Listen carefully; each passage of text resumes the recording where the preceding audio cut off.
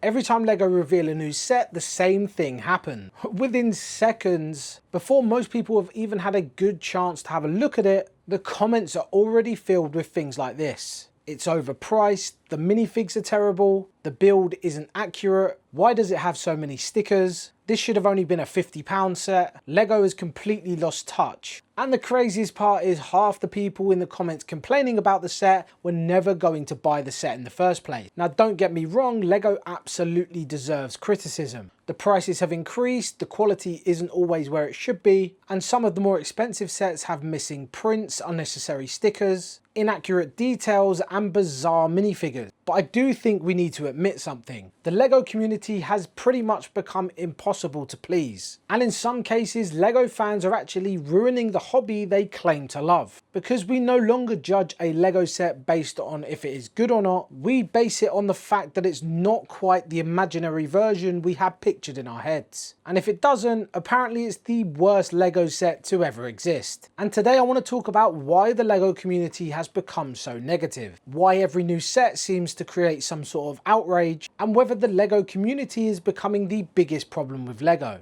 And honestly, I think this conversation is long overdue. Now think about the last few major LEGO reveals that you saw. Was your first reaction excitement, or was it just a bunch of people desperately looking for something to complain about? And if I'm honest, the price is normally the easiest first target. Before anyone discusses the new build, the new pieces, what minifigs it has, or whether the set genuinely actually looks fun to put together, someone has already divided the piece count and the price and declared it a criminal offence. Don't get me wrong, price per piece can be useful, but it has become one of the laziest ways to judge a LEGO set. A set with 1,000 tiny pieces isn't automatically better than a larger set with 700 bigger pieces. You forget printed parts cost more, new molds will cost more, electronics like the smart brick cost more, and larger pieces cost more as well. And that's without mentioning that licensing does affect the prices, as well as packaging, development and distribution all come into play as well. And that doesn't mean every LEGO set is fairly priced, because honestly, they're definitely not. Some of them are unquestionably too expensive, but we have got to a point where everyone judges the set on the price and just completely disregards everything else about the set. And then when the set does get its first discount, whether that's 10%, 20% or more,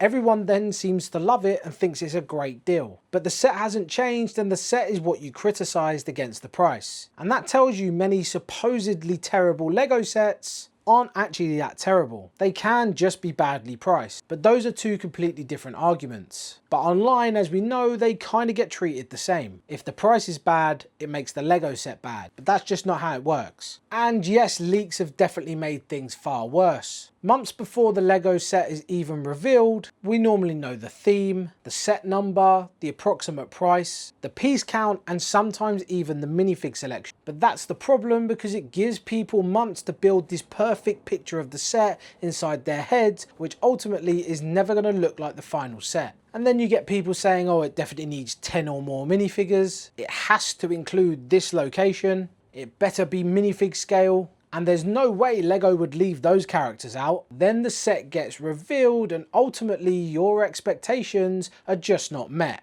A rumour might simply say a location is getting a LEGO set, but within days the community have decided how large it should be, how many rooms it should have, which minifigures should be included, and what the price should be. Then LEGO reveal it, then LEGO reveals something completely different. It's the same location that was rumoured, just not your expectations, which ultimately just disappoints everyone. But LEGO didn't disappoint us. We disappointed ourselves. There's a massive difference between LEGO promising us something and failing to deliver on that promise, and fans just inventing a set that just would never exist. Leaks have definitely removed the surprise from LEGO reveals, but they've also created that unrealistic expectation. And by the time the official images are out, it's already competing against other sets. But minifigures might be the clearest example on how impossible the LEGO community has become to please. If a certain character is exclusive to an expensive set, people complain that they're locking it behind a certain paywall. And that is often fair criticism. But if Lego then go and put that minifigure in a cheaper set later on, people then complain that the minifigure is no longer exclusive and their large expensive set has now lost value. So honestly, answer me this, what are Lego supposed to do? You complain, they fix it, then you complain again. They can't make every minifigure widely available but also keep them exclusive. That's just impossible. People just complain, why were they in that set? But then on the other hand, if they add a main character that's in pretty much all sets, people complain that they just don't want that many versions of that character. If the minifigure's highly detailed, then they complain it's locked behind a higher expensive paid set. But if the figure has basic printing, people start calling Lego lazy. Then if Lego go and make a new mold, they then ask why it wasn't used on other characters. And if Lego reuse a mold, they then say why are Lego cutting corners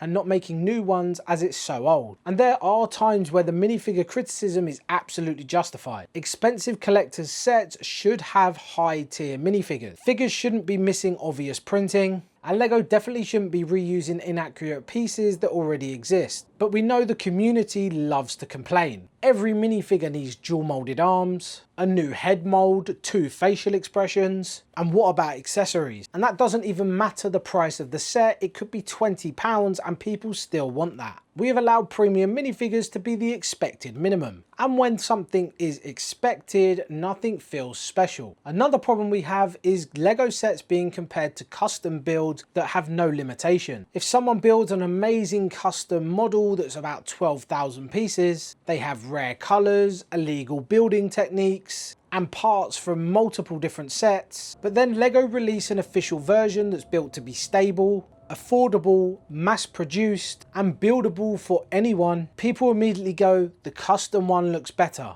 And of course it does. The custom builder did not need to worry about mass-producing this set. They didn't need to meet a specific age rating for build quality. They don't need to follow Lego's stability standards. And they didn't have a price or a budget. They just needed to create an impressive model that everyone found cool. Official Lego designers work within hundreds of restrictions, and that's something that custom builders simply do not have. That doesn't mean that official sets should be protected from criticism. But comparing a retail product that has to go out to millions of people rather than a custom mock that they've built for themselves and you can build if you want to, they're two very different things. It's like comparing a family car to a Formula 1 car. Yes, it's slower, of course it is, but they were built for completely different purposes. But here is the real problem. The Lego community isn't just one group. Some people want detailed display models. Others want play sets. Some only want minifigures. Some want the original themes. Some just like buying cheaper sets. Some people want the enormous collector sets. Some people just want complete accuracy to the set that they're buying. Loads of people want themes back like castles, pirates. But others would complain if they removed other themes like Star Wars or Marvel. But let's be honest, they're never going to remove Star Wars. Whenever Lego listens to one side of the community, the other will always feel ignored. Fans ask for larger, more detailed sets. Lego makes them, and then everyone complains that they're too expensive. Fans ask for more affordable sets. Lego then makes smaller sets, and people complain that they're incomplete. Fans ask for those obscure minifigures. Then those characters appear, and people complain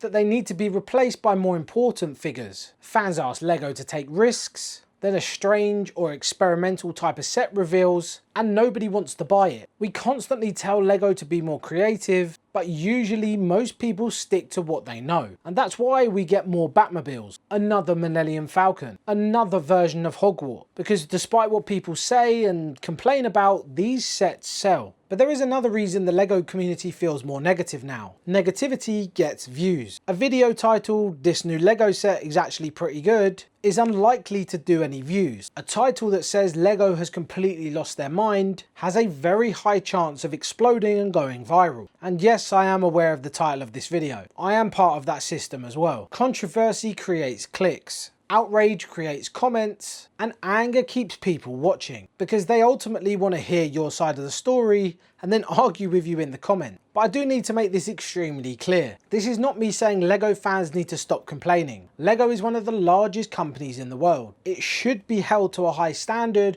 when it charges premium prices for high quality products. When a set that costs £400 uses stickers for important details, it definitely should be questioned. When an expensive minifigure is often missing printing, that should be questioned. When the colour matching is poor, or if parts crack, instruction books contain basic errors, or sets do feel unfinished, LEGO deserves that criticism. And especially when prices increase faster than the quality, you have every right to complain. But it is a company just selling us plastic bricks. We're customers, not employees. We also need to remember that the designers don't set the price. They don't control every budget decision. They work within the limitations they are given. You can definitely criticize the final product without attacking the designers. And that line is crossed far too often, especially for Star Wars. But let me know what you think in the comments, and don't start a civil war. This is just a discussion topic. But I do think the negativity around LEGO at the moment is very high. And I think as a community, we need to bring back the hobby that we once loved to a good standard. Criticism is fine, but do it in the right way. But let me know what you think in the comments. Leave a like on the video, subscribe to the channel, hype the video, and I'll see you guys next time.